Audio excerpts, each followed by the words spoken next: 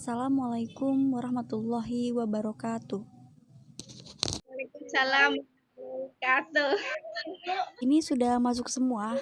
Untuk absen, Ibu akan mengabsen setelah materi ini selesai.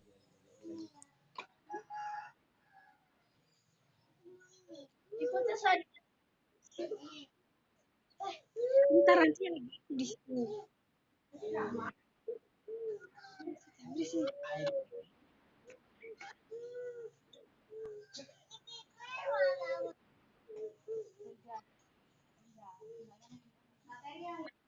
Bagaimana materinya sudah bisa terlihat? Materi hari ini yaitu Pancasila sebagai ideologi negara. Ideologi berasal dari bahasa Yunani, yaitu ideas dan logos. Kata ini memiliki arti pemikiran, ilmu, cara pandang, dan cita-cita. Sedangkan pengertian dari Pancasila berasal dari bahasa Sanskerta yang terdiri dari dua kata, yaitu panca yang berarti lima dan sila yang berarti prinsip atau asas. Pancasila sebagai ideologi negara adalah seluruh warga negara Indonesia menjadikan Pancasila sebagai dasar sistem kenegaraan. Nilai-nilai yang ada pada setiap butir Pancasila harus dijadikan sebagai pedoman dasar dalam melangsungkan kehidupan bernegara. Pancasila sebagai ideologi negara juga bermakna menjadikan Pancasila sebagai cita-cita atau visi. Selanjutnya ada fungsi dari Pancasila sebagai ideologi negara. Fungsi yang pertama, sarana pemersatu bangsa Indonesia, memperkukuh dan memelihara kesatuan dan persatuan. Maksud dari fungsi pertama ini bahwa Pancasila sebagai ideologi negara itu adalah sarana pemersatu bangsa Indonesia dan memelihara kesatuan dan persatuan antar rakyat Indonesia.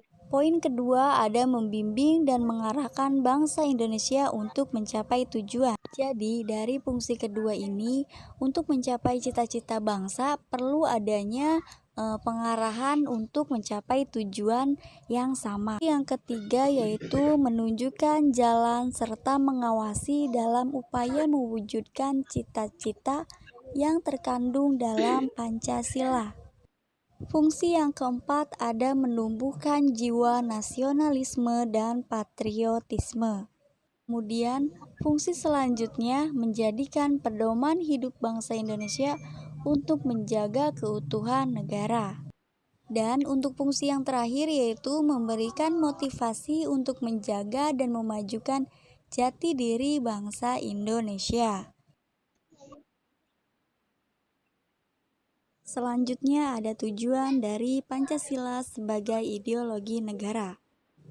Tujuan yang pertama yaitu menanamkan dan menjunjung tinggi rasa saling menghargai dan menghormati HAM, hak asasi manusia. Jadi, dalam tujuan yang pertama ini, sesama manusia harus bisa saling menghargai dan menghormati satu sama lain. Tujuan yang kedua yaitu menghendaki seluruh rakyat Indonesia untuk memiliki sikap religius, memeluk agama sesuai dengan keyakinan, dan taat kepada Tuhan.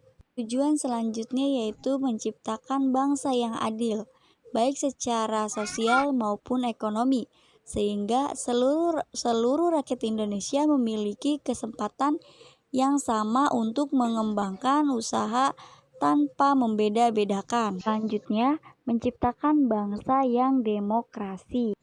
Tujuan yang terakhir yaitu menciptakan bangsa yang nasionalis dan menanamkan rasa cinta tanah air kepada seluruh rakyat Indonesia tanpa terkecuali. Selanjutnya ada contoh ideologi Pancasila. Contoh penerapan ideologi Pancasila pada sila pertama adalah memberikan kebebasan untuk memeluk agama. Jadi, negara kita tidak pernah memaksa seseorang untuk memeluk satu di antara agama tertentu. Tentu kita sudah tahu bahwa di Indonesia ini memiliki banyak kepercayaan. Dan Indonesia ini Tidak hanya ada agama Islam dan Kristen saja, tetapi banyak agama-agama yang lainnya. Sila kedua, saling menghormati sesuai adab ketimuran dan sesuai dengan sila kedua dari Pancasila merupakan contoh ideologi dari sila kedua.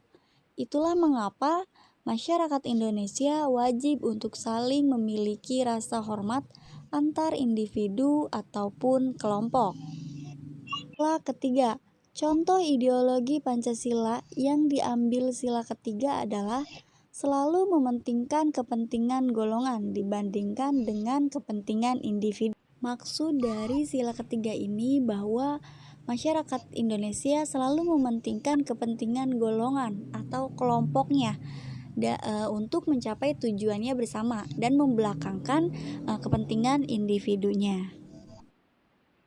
Selanjutnya sila yang keempat adalah adanya ideologi Pancasila ini menuntut masyarakat untuk bermusyawarah dalam memutuskan atau memberikan solusi dari suatu masalah yang sedang terjadi.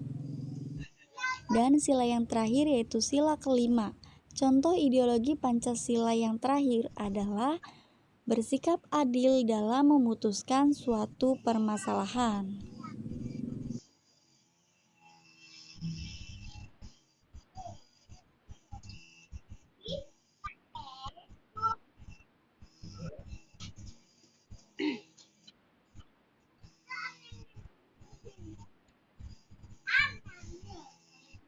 Sampai sini ada yang mau dipertanyakan?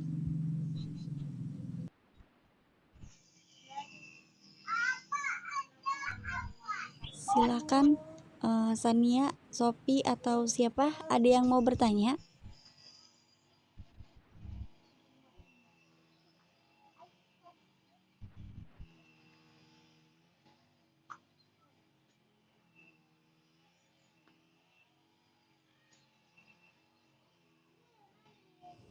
Baik, jika tidak ada yang mau bertanya, sebelumnya Ibu absen dulu ya.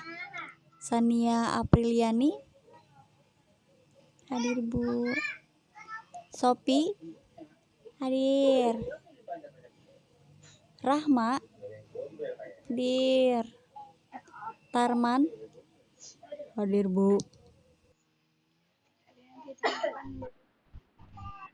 Materi hari ini bagaimana? Bisa dipahami semuanya? Untuk pertemuan hari ini, Ibu rasa sudah cukup sampai di sini. Dan untuk tugasnya nanti akan Ibu share di grup WA ya. Baik, wassalamualaikum warahmatullahi wabarakatuh. Waalaikumsalam warahmatullahi wabarakatuh.